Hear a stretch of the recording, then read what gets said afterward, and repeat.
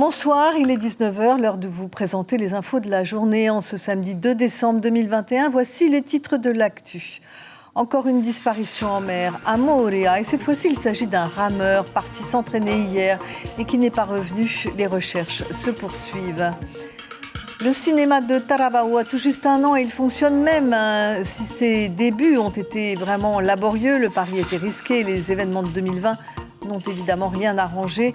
Ses propriétaires espèrent maintenant que le Petit Majestic deviendra un multiplex comme le Grand Majestic de Mamao. Suliane Favnek est sur place et nous la rejoindrons au cours de ce journal. Demain, c'est le jour de la galette des rois. À défaut de faire original, les pâtissiers peuvent faire collector.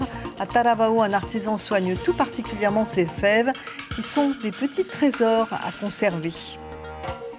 Il était hyper prudent et pourtant, à Moorea, depuis hier après-midi, c'est un rameur que l'on recherche. Un homme parti s'entraîner au large de Te Avaro, mais dans le lagon. Les secours se sont mobilisés pour retrouver sa pirogue. Rien, pas de traces. Le récit tout de suite de Lucille Guichet-Tirao et Sandro Ly qui se sont rendus sur place aujourd'hui. C'est l'attente. Depuis hier, la famille du rameur disparu guette l'horizon de Moorea et le retour de chaque bateau. Aucune trace de ce sportif de 61 ans parti s'entraîner dans le lagon comme à son habitude, hier vers 17h. Il aime la pirogue et il a un VA1. Et son parcours, c'est de son domicile, qui se trouve à Te Avaro. Et d'habitude, il vient jusqu'à regarder la passe. Il rentre, surtout à cette heure-ci, parce que ce n'est pas quelqu'un qui fait n'importe quoi.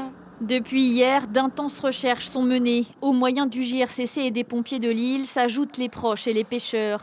Ensemble, ils scrutent le lagon et la passe de Vaillaré et cherchent au moins une trace de la pirogue blanche et verte. Les gens ils sont partis en KO, il y en a qui sont partis ce matin en paddle et moi je suis parti en V1. J'ai été côté plage et après côté récif. Les bateaux sont restés au milieu, ils ont cherché et les autres ils ont été au large. Il y a au moins 4 bateaux qui sont partis au large. Au fond, la mer. Et trop de courant, là. C'était comme ça ce matin ou ça a changé là ? Ça a changé, ça vient de changer. Comment ça se passe alors les recherches ? Il y a tous les jours des machins là-bas. Il y a les plongeurs là-bas. Voilà, tous les plongeurs de Moorea sont là-bas. Ça devient compliqué là pour vous ? Ouais, c'est compliqué. Le JRCC arrête ses recherches ce soir. Les proches et les pêcheurs devraient eux reprendre demain matin. En attendant, la famille appelle toute personne ayant vu la pirogue à se manifester.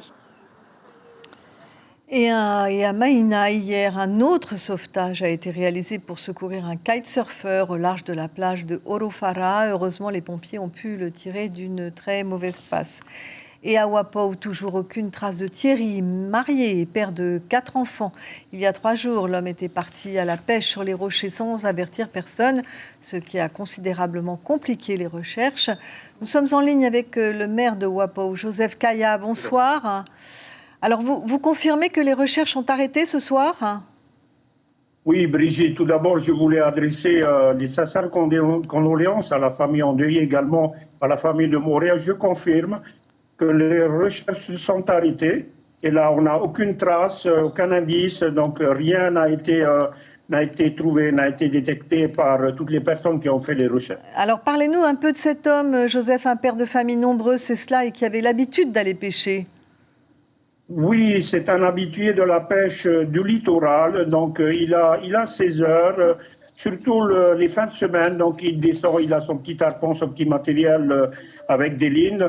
C'est vrai que je pense qu'il en a profité pour l'approche de la fête de Noël fin d'année, pour aller pêcher à son habitude. Mais je demande ici à la vigilance, à la bienveillance, à la sécurité de tout un chacun qui participe à qui font cette activité de pêche, aussi bien la chasse.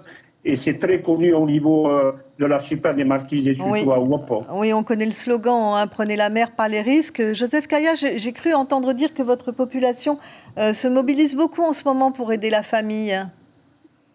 Ça fait partie de l'esprit et du cœur polynésien en général. Et j'en appelle encore ici à la solidarité de la population de Wapau, donc à la famille, aux amis. La municipalité, la commune apportera son soutien en aide alimentaire et autres. Donc encore une fois ici, j'en fais appel à la solidarité de la communauté de la commune Ouapo, d'aider cette famille, d'aider les personnes qui sont dans le besoin. Et je dis encore que cette année ne sera pas facile pour nous. Voilà mon message ce soir. Mais malgré cette situation dramatique au niveau de notre Polynésie, et surtout de ma commune, j'adresse quand même les meilleurs vœux pour tout le monde pour cette année 2021.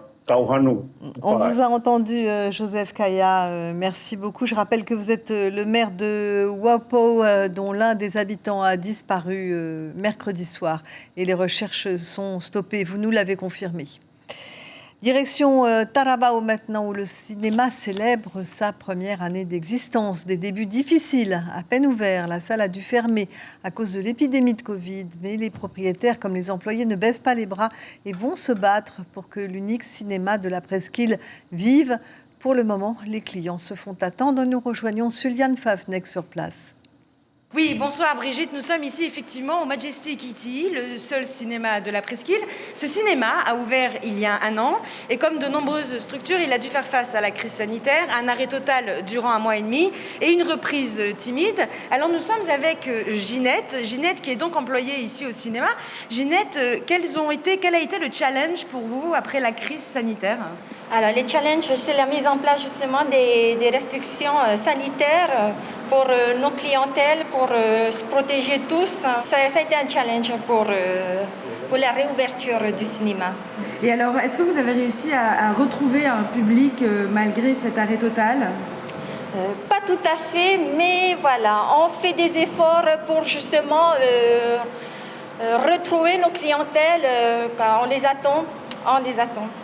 Et alors, au niveau des films, on sait que les cinémas en métropole ou aux États-Unis ont également fermé. Donc, est-ce que ça a été difficile pour vous de trouver des nouveaux films et proposer quelque chose de nouveau à votre public ? Oui, ça a été difficile. Donc, vu que les cinémas de la France sont fermés, donc on fait des efforts au niveau de nos tarifs pour nos abonnés. Et vous arrivez à renouveler un petit peu justement vos films ou c'est difficile ? C'est difficile. Ben voilà, Brigitte, donc ce qu'on peut dire pour le cinéma, on espère que ça va évoluer et que le public va revenir pour pouvoir profiter des films qui vont être proposés ici à la Presqu'île. Voilà, allez au cinéma, allez vous faire des toiles au cinéma. Arayatea, nous vous en parlions hier, c'est l'essence qui va manquer, le gaz aussi et peut-être le gazole.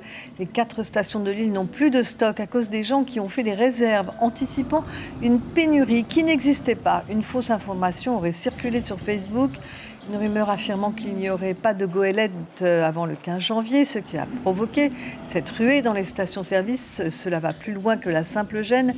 Pour les particuliers, les pêcheurs et capitaines de navettes pourraient eux aussi subir le manque de carburant. Tony Chalon, gérant de l'une des 4 stations-service de l'île, a été pris de court. C'est le fait que les gens ont surstocké. Et j'ai vu des gens venir avec des fûts de 200 litres qu'on n'a jamais vus. Les bidons de 20 litres, le 4x4 c'est plein. Donc normalement ils prennent 40 litres, là ils ont pris quoi ? Ils ont pris 400 litres. C'est normal qu'on a tout vidé l'essence en 2 jours. Il y a eu pas mal de clients aussi qui sont venus à qui tu as dû dire désolé, on n'a plus rien. Il y en a eu beaucoup qui étaient mécontents. C'est ce qui s'est passé malheureusement lorsqu'on rationne. Ça fait toujours des mécontents. Les gens veulent toujours avoir plus qu'il n'en fallait. Voilà, et puis interview et image de Julien Vescovali que j'allais oublier, pardon.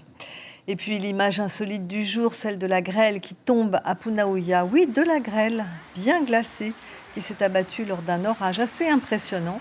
Cette vidéo a été empruntée à Tiatia Tiare Purotu sur son mur Facebook. Mais ce matin, il faisait grand beau temps avant cet orage, ce qui a incité Jeanne Fanariotis et Teiva Ribé à faire une balade dans l'un des endroits les plus frais de l'île en cette saison. Et vous l'avez compris, nous partons dans la vallée de la Papineau, un lieu chargé d'histoire qui nous est présenté dans ce reportage. Il était une fois Papineau, le rassemblement de toutes les eaux, 38 km de pistes traversées par la rivière Veituaru, où se jettent pas moins de 35 affluents. Une vallée dont la superficie représente 10% de l'île de Tahiti, et nous voici rendus au site Te Hoira Namahu, le premier d'une série d'histoires. La légende parle de guerriers venus de Papara, de Punaouia, de Paea pour mesurer la superficie de la vallée.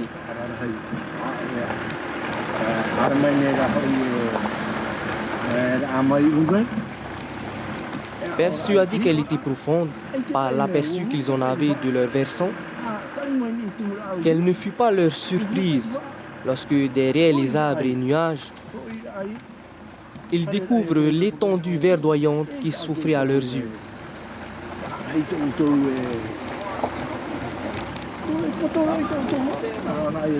Les habitants de la vallée, ayant entendu leur histoire, décident de baptiser le site le retour des guerriers humiliés. Une première halte complétée par une explication des noms de cascades, de vestiges archéologiques, d'anciens sites d'habitation, des forêts qui abritent des animaux sauvages ou encore des dizaines de variétés d'oiseaux, avant de reprendre la route à la découverte des rivières qui regorgent de chevrettes et d'anguilles, dont voici le gardien.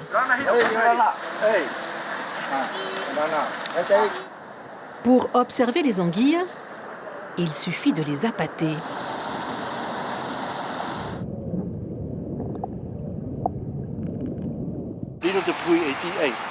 L'anguille est considérée comme un totem chez le Polynésien.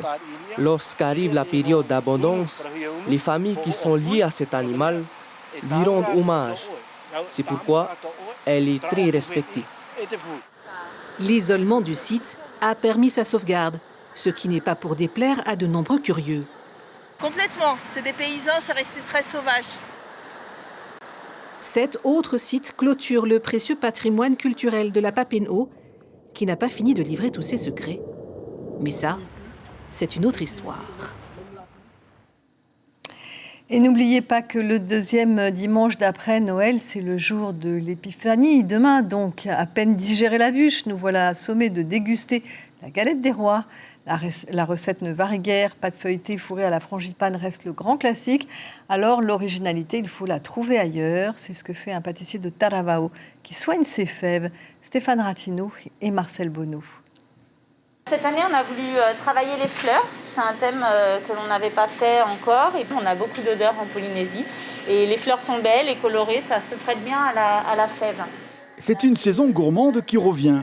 Mais au-delà du goût, il est une habitude devenue la signature de cette maison. Ici à Taravao, la galette des rois est objet de dévotion. Pour le pâtissier, certes, mais aussi pour l'héritage de l'enfance qui est la collection. Cette année, 500 fèves artisanales seront mêlées à cette pâte à succès. Je vois qu'ils innovent toujours et c'est ça qui nous attire aussi ici, quoi. On aime bien. Voilà. Est-ce que vous collectionnez aussi de votre côté les fèves? Tout à fait, oui. Et après, on les garde en souvenir ou en déco. Voilà. C'est pas des fèves en plastique, quoi. C'est des vraies fèves. Du coup, comme ça, à la maison, on collectionne aussi un peu les fèves. Du coup. Cette histoire de fèves est le fait d'une rencontre, comme le sont souvent les passions gourmandes. Un artisan céramiste de France, Samourache de la Polynésie, il propose aux pâtissiers d'additionner savoir-faire et imaginaire. Depuis 2016, janvier sonne l'heure des produits collector. Pièces uniques, les fèves, chaque année, vagabondent à travers le pays. Les villes, le tatouage et cette année, les fleurs, tout est fait maison. Toutes ces fèves sont uniques, elles sont peintes à la main. Et elles sont cuites au four, donc c'est vraiment la fève en céramique, la réelle fève de collectionneur. Et depuis, nous, on a vraiment adhéré à cette idée parce qu'on aime l'artisanat, on est artisans nous-mêmes. Et depuis chaque année, avec Alain, on réfléchit chacun de notre côté pour faire une collection sur le thème de la Polynésie et toujours avec des fèves uniques peintes à la main et cuites dans son four en France. Disons-le, c'est la fève du samedi soir, un tube qui chaque année offre au palais et aux gourmets un objet de souvenir pour passer une année de roi. Voilà pour les infos ce soir. La principale étant cette disparition à Moorea d'un rameur de 61 ans, parti s'entraîner hier et qui n'est pas rentré. Les recherches ont été intenses, mais n'ont pour le moment rien donné. Elles reprendront demain. Merci d'avoir suivi ce journal. Demain matin, les premières infos en radio seront présentées par Ayata Tarao et David Chong. Je vous retrouve demain soir et en attendant, hommage dans quelques minutes sur notre chaîne à 2 chanteurs populaires, Barthélémy et Coco Mamatoui. Très bonne soirée à tous.